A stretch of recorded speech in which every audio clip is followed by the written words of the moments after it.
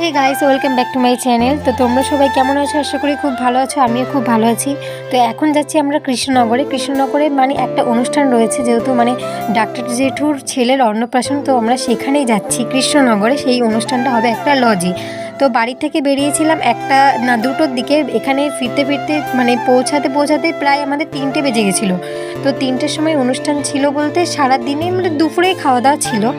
দুপুরে খাওয়া দাওয়া স্টার্ট হয়ে গেছিলো। তো আমাদের বাড়ি যেহেতু একটু দূরে, মানে এটা হচ্ছে কৃষ্ণনগর থেকে আমাদের বাড়ি একটু যেতে হয়।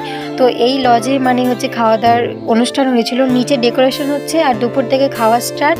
তো এখানে আমরা দাঁড়িয়ে আছি, পৌঁছে গেছি। মা ওইদিকে কথা বলছে সবার সাথে, কারণ মা সবাইকে চেনা প্রায়। তো এখানে আমি দাঁড়িয়ে দাঁড়িয়ে কী করব, তো তার জন্য একটু ভিডিও করে নিচ্ছি।